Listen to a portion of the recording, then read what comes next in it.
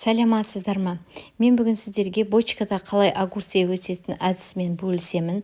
Бұл әдістің маған ұнайтыны огурцыды ерте жейсіздер. Және егер де теплица болмаса, суық жағдайда өте қолайлы әдіс. Бізде бүгін 23 июнь, күн әлі суық, курткада киіп жүрміз. Сол кездерде, суық кездерде бізге жауып тастауға ыңғайлы, және бұның уходқа да өте ыңғайлы. Қарап тұрсаңыздар, мына арам шөбін жұлуға да уақыт кетпейді. Міне көргендеріңіздей мен жауып тастаймын бұны бетін. Суық кездерде түнге қарай жауып тастаймын. Огурцы бізде жылылықты жақсы көреді. Бұған бізде бірінші бочканың түбі болмау керек. Бір бочканы екіге бөлсеңіздер де болады. Және бочка ескі болса да, тесік болса да еш нәрсе етпейді. Ең түбіне ағаштың бұтақтарын, арам шөптер болсын, құрғаған шөптер болсын, свежий шөптер болсын, жаңа шөптерді салып жібереміз. Олар бізге жылулық береді, жақсы болады. Теплая грядка дейді ғой, соның рөлін ойнайды. Одан кейін бетіне деген жаман кардон болсын, бәрін сала береміз. Органика, оның бізге пайдасы ғана бар, зияны жоқ. Одан кейін навоз болса саламыз, және топырақ саламыз. Бетіне керекті, өзімізге керекті топырағымыз саламыз. Мына жерде мен тұқымнан егейін деп отырмын. Тұқымнан еккенде бірінші рет мен магазиннің топырағын бетіне салып отырмын. Әдетте кәдімгідей топырақ салушы. Магазиннің топырағы өзім рассада егуге әдетте мен магазиннің 50 килограммдық топырағын алам. Содан қалғанды осының бетіне салып, өзіме жасап көріп жатырмын. Бұрынғыдан қалай разница бар. Міне көріп тұрғандарыңыздай, осындай универсальный для овощей деген 50 литрлікті алам. Содан қалғанын осының бетіне салдым. Бұның астында навоз және кәдімгі жердің топырағы өзіміздің бақшада өсетін. Осы жерге мен 5-еуін қалдырам, бірақ әзірге мен 10-ын егем. Достар, егер де менің каналыма жазылмасаңыздар, жазылып қойыңыздар. Алда әрі де осымен қалай жұмыс істейтінді, қандай удобрениямен бұларды кормить ететінді бәрін айтатын боламын. Көріп тұрғандарыңыздай огурцы егем. Мен әдетте партнер карпический егемін. Мына жерде скороспелый дейді. Егер де сіздер тұқым алғыларыңыз келсе, сорт егу керек, бұдан тұқым алынбайды. Осынан ішінде 10 болу керек, 10-ын түгел саламын. Мынау тез өсетін дейді. Бірге бақылаймыз. Сіздер менің каналыма қарап, егер де жазылып, қасындағы колокольчикті басып қойып отырсаңыздар, менен шыққан видеоны бірінші рет көретін боласыздар. Жіберіп алмайсыздар. Сіздер маған лайк басып кетсеңіздер, менің сіздерге жасап жатқан, түсіріп жатырған еңбегімді бағалаған болар едіңіздер. Менің каналымды дамуына көмектесесіздер. Ал сіздерге ол уақыт алмайды. Міне көріп тұрғандарыңыздай мен қалдыратын 5 тұқымды осында етіп ектім. Міне астына суын құйып, және бетіне сухой етіп, құрғақ топырақ. Сол кезде мульча ретінде беті қатып қалмайды, астындағы тұқымның тез шығуына көмектеседі. Және мына бочканың бетін мен міндетті түрде жауып қоям содан кейін. Енді қалған 10-ды алдыңғы жағына қарай егем, қалған 5-еуін. Себебі бұны алып мен жерде егем ғой, жерге еккен кезде осына рассада ретінде алам, қалғанын 5-еуін қалдырамда, нешеу шығады? 10 шықса, оның қалған 5-еуін алып жерге егуге, маған сонда рассада ретінде болады. Сондықтан қалғанына бочкада қалатын 5-еуіне кедергі жасамас үшін мен алдына қарай егем. Ал мынаны мен рассаданы егем, дайын рассаданы. Ол үшін мынандай мен 5 лунка жасадым. 5 лункаға су құйып, бұның бетіне мен магазиндегі топырақ салмадым.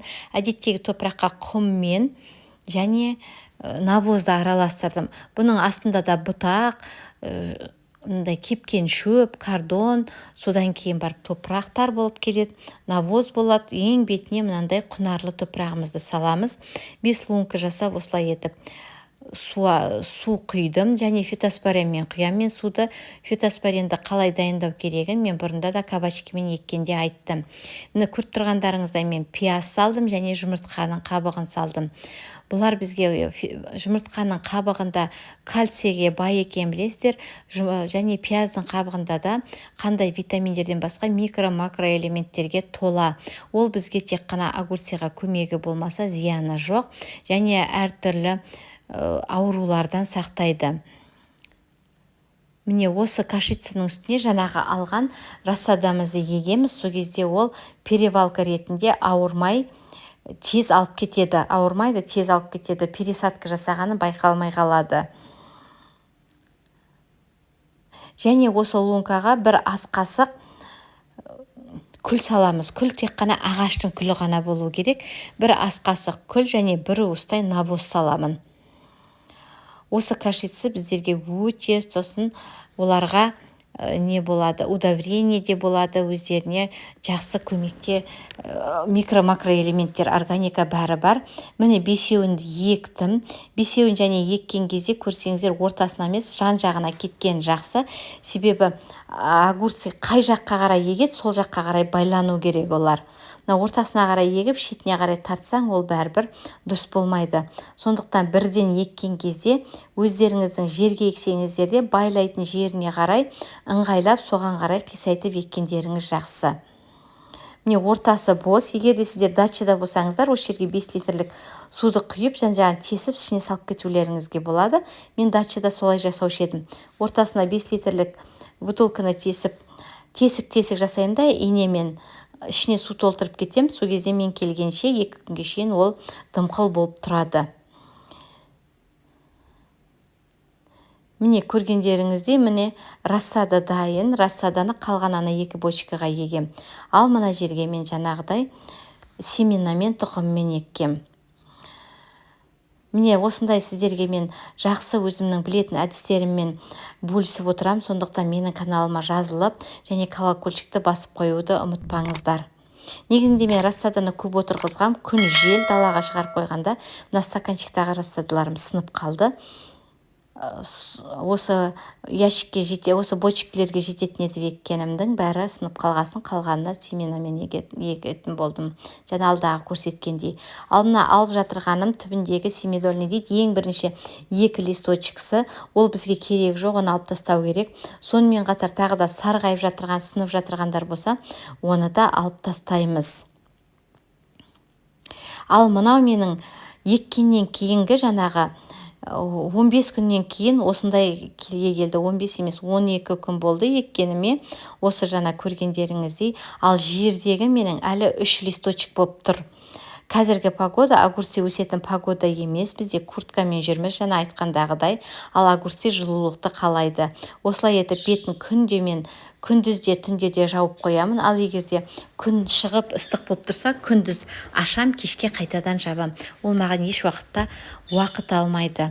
Ал мына көретіндеріңіз енді бұл менің жаңағы немен семенамен еккенім. 10 штук ектім, 10 да түгел шықты. Жерге алып әлі еккен жоғым, себебі жер салқын. Жерді де мен жауып қойғам, сонда да жер салқын. Осындай мен жақсы әдістермен сіздермен бөлісіп отырамын. Сондықтан менің видеомды қадағалап отырыңыздар. Сіздердің лайктарыңыз мен үшін өте маңызды. Сіздермен болған әдеттегідей үміткен. Видеода менімен бірге ақырына шейін қарағандарыңызға рахмет. Достар, егер де сіздер менің каналымды бақылап отырсаңыздар, мен тек қана бау-бақша емес, сонымен бірге дәмді тамақтардың рецептісімен де бөлісетінді білесіздер. Келесі видеоны қарап отырсаңыздар, мен өте дәмді мороженныйдың рецептісімен бөлісетін боламын. Жіберіп алмас үшін сіздер колокольчикті басып қойыңыздар. Сонда менен шыққан видеоны бірінші болып көресіздер.